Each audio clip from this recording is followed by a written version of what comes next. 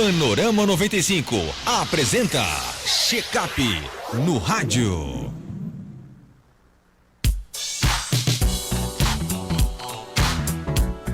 No quadro Check-up no rádio desta terça-feira, teremos a presença do Dr. Belísio Neto, médico geriatra, para discutir um tema fundamental para a saúde masculina.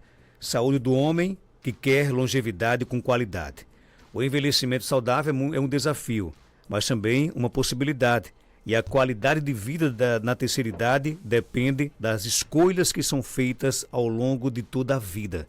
Dr. Belísio vai falar sobre como os homens podem cuidar da saúde física e mental para garantir uma vida longa e com qualidade. Esse é o objetivo de todos os que escutam o nosso programa nesse momento. Dr. Belísio, seja bem-vindo aqui ao nosso Panorama 95. Bom dia.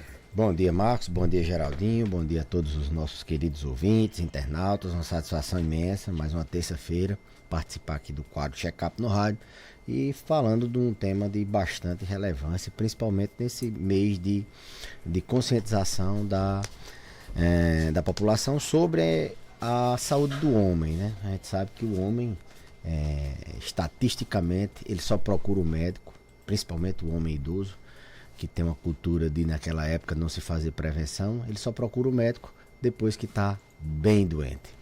Estima-se que 70% dos homens eles só procuram buscar saúde quando adoecem, em torno de 70%. 50% deles já em pacientes graves que buscam já o hospital, em média. Então, existe essa cultura de o homem não cuidar da sua saúde por uma série de motivos, porque não tem tempo, porque acha que não tem, como eu falei, a cultura, principalmente o homem mais idoso, não teve a cultura de, na sua época, se fazer prevenção, porque ele não tem como a mulher acesso à unidade de saúde no preventivo quando engravida. O homem não tem menopausa, ele não vai para o climatério, ele não faz preventivo, ele não faz pré-natal, aliás, não faz preventivo também. Então ele é mais longe da unidade de saúde, e isso faz com que os homens tenham menos contato com a saúde em regra,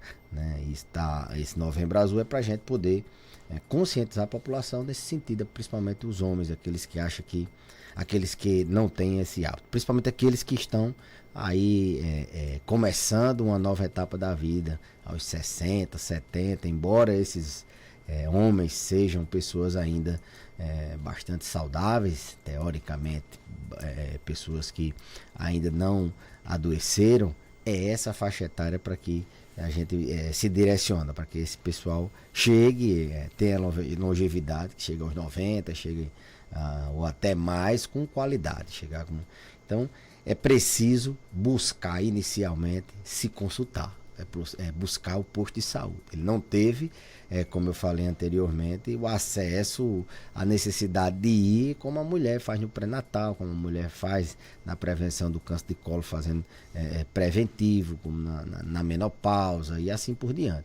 O homem precisa ir ativamente. Isso não é demérito, isso não é nenhuma fraqueza, é porque ele precisa viver mais, ele precisa viver com qualidade. E existem algumas doenças que são mais comuns em homens, e doenças que eu diria bastante traiçoeiras, né?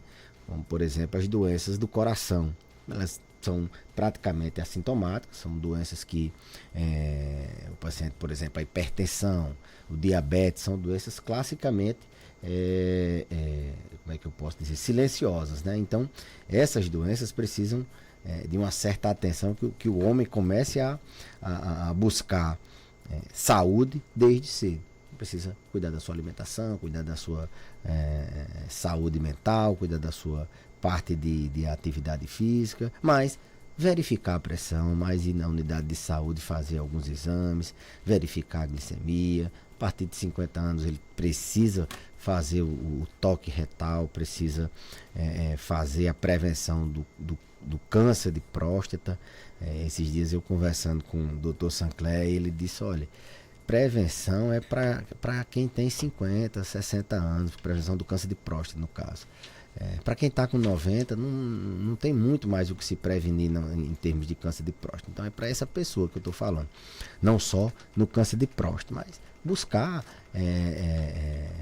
os serviços de saúde para começar a cuidar não só da próstata, mas cuidar da sua saúde. Como eu falei, doenças traiçoeiras como infarto, AVC, elas vêm e o fator que causa elas, na maioria das vezes, são silenciosos, não dão sintomas, e aí, como ele tem o hábito de não procurar o médico, ele acha que não está doente. Tem que ir mesmo antes disso acontecer. Na saúde mental, do mesmo jeito, o homem,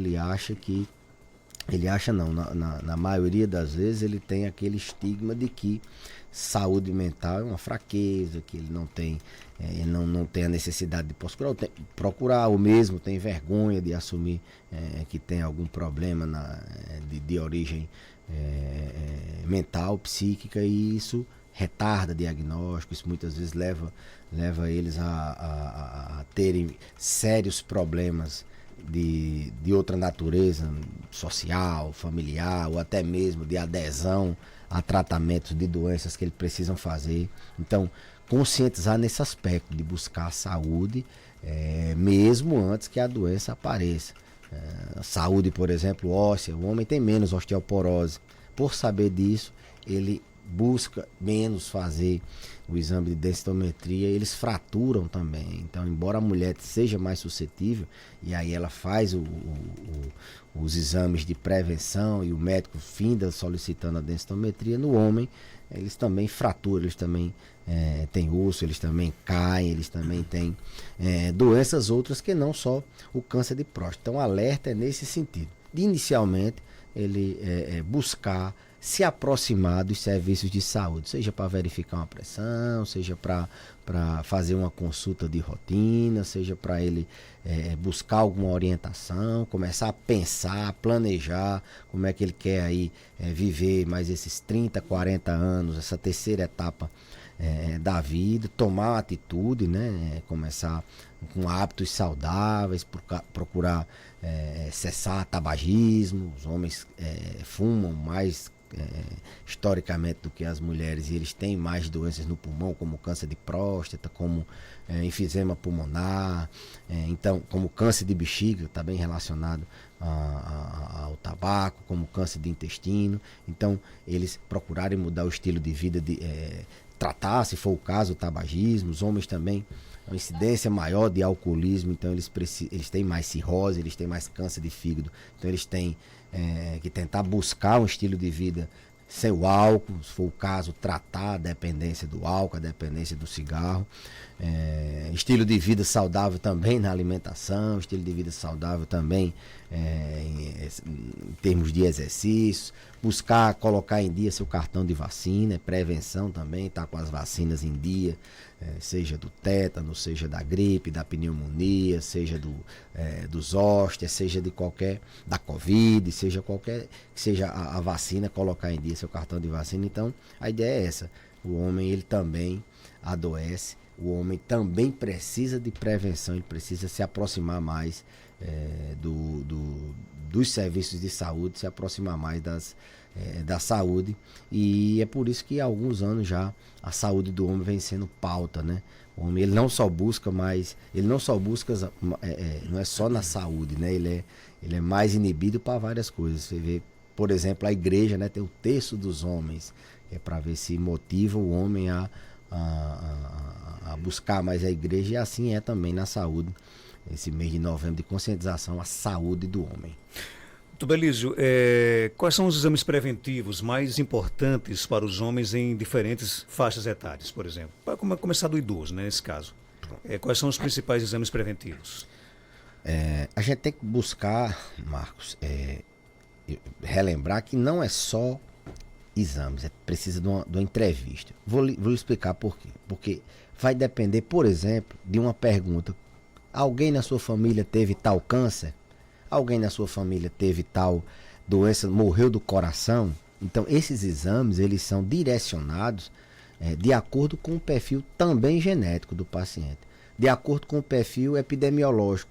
Por exemplo, é um paciente que fuma, então ele vai precisar fazer uma tomografia de baixa dosagem. Se é um paciente tabagista há mais de 15 anos, que ele usa o cigarro, teve alguém que morte súbita antes dos 50, 55 anos na família, ele vai precisar ter um direcionamento para a prevenção de doenças cardíacas. É um paciente que tem uma exposição à poluição ou trabalha em mina, dependendo de como ele trabalha. Então, vai depender dessa entrevista. Existem exames que são gerais, assim, que são todo mundo tem que fazer depois de 50, 60 anos. Por exemplo, o toque retal, como por exemplo o PSA, como por exemplo a densitometria óssea para todos que têm acima de 70 anos, homens no caso, né, acima de 70 anos, como por exemplo teste de glicemia, verificação de pressão. Isso também são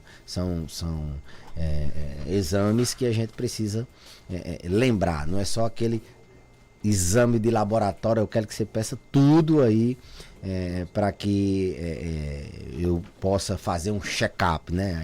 A ideia é essa. E como eu falei, não é bem assim, vai depender do histórico desse paciente, genético, vai depender da profissão dele, vai depender dos hábitos de vida dele, e assim a gente vai direcionando o check-up. Não é só pensando em taxa de colesterol, em taxa de glicose, em PSA somente, não. A gente precisa individualizar. Alguns precisam de mais exames, outros precisam de menos, mas como eu falei, via de regra, em termos de saúde coletiva, populacional, os mais comuns são esses que eu falei. A partir dos 50, toque retal, exame da próstata, colonoscopia, paciente, mesmo que ele não tenha histórico de câncer, ele precisa fazer uma colonoscopia aos 50 anos, ele precisa fazer uma glicemia, ele precisa verificar a pressão, aos 70 anos ele precisa fazer um exame de densitometria óssea, e a depender do histórico de doenças na família, a gente vai também solicitando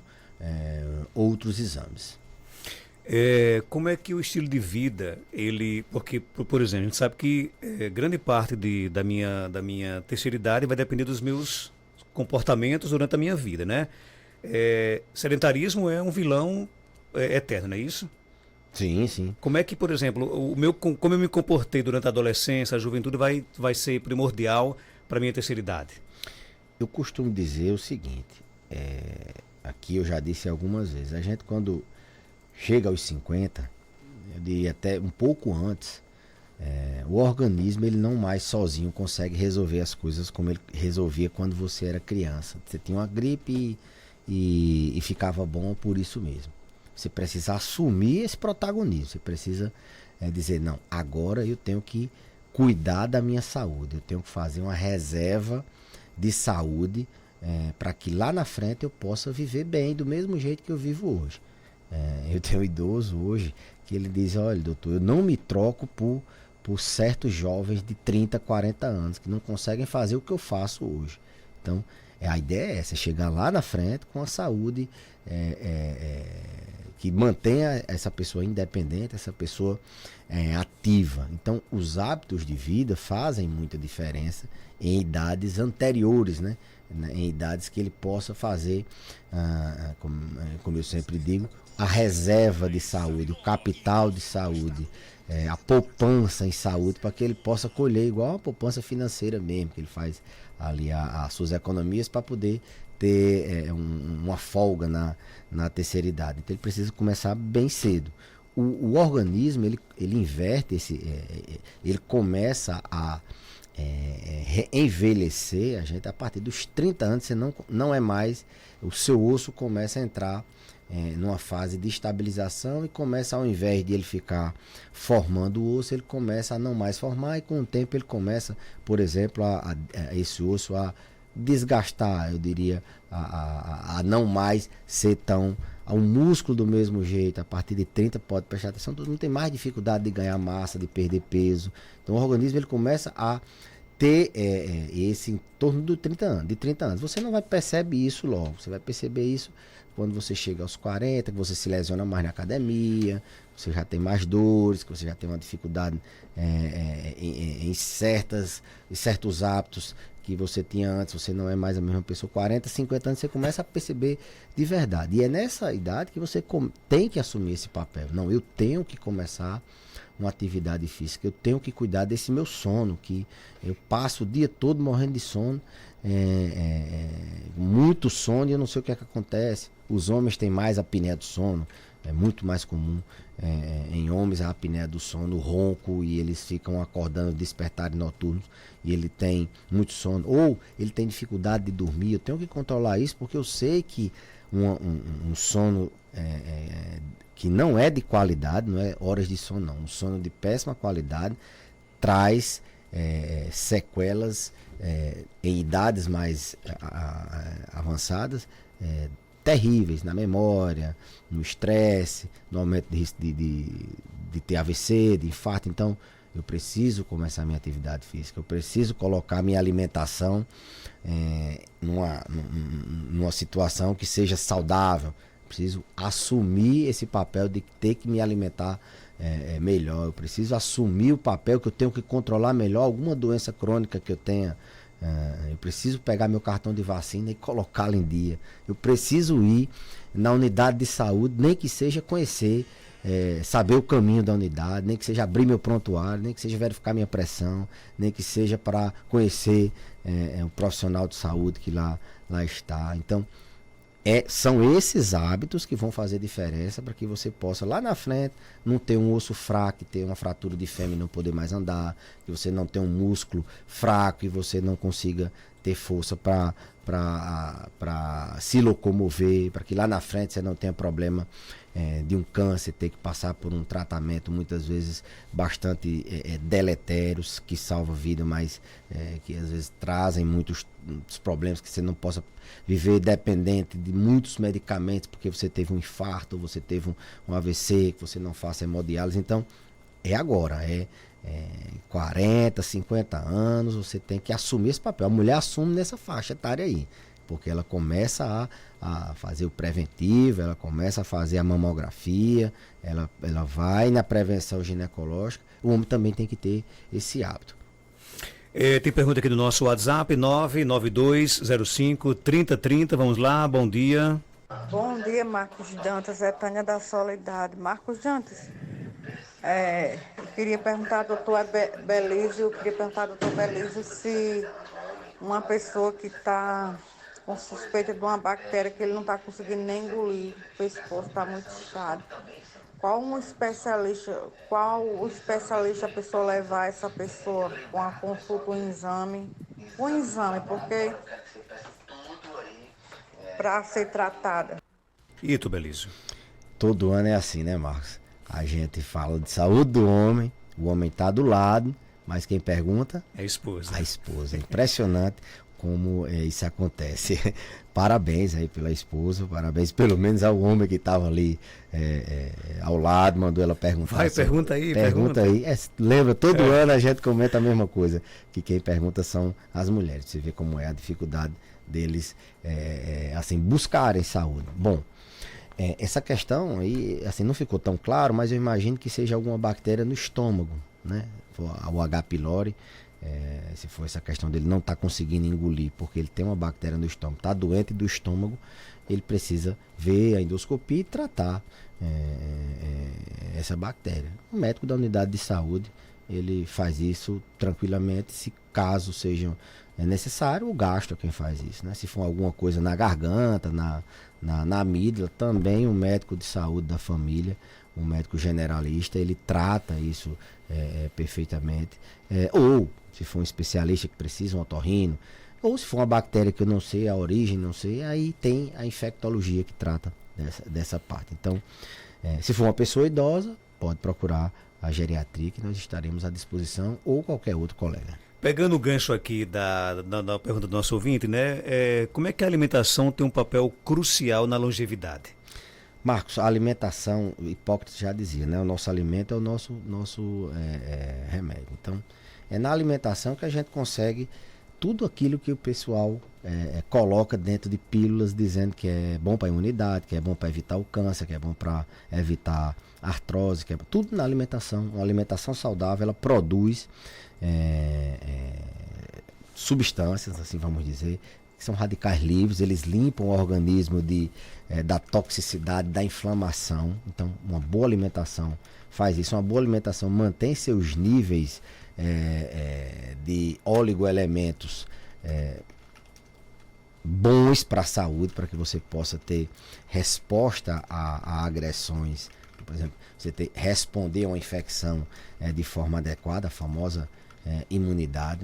Uma boa alimentação mantém você com peso adequado, uma boa alimentação mantém você com risco menor de ter câncer, com risco menor de ter Alzheimer. Uma boa alimentação, ela funciona no sentido de colocar dentro da gente aquilo que protege e tirar aquilo também que a gente não necessita, aquilo que é deletério da gente. Então, se alimentar bem vai nesse sentido de evitar que você acumule gordura nas artérias e você tenha um infarto, um AVC, que você faça uma ingestão excessiva de carboidrato ou de açúcar, que você tenha diabetes, que você você tenha uma alimentação pobre em fibras e aí você aumenta o risco de ter doenças no intestino.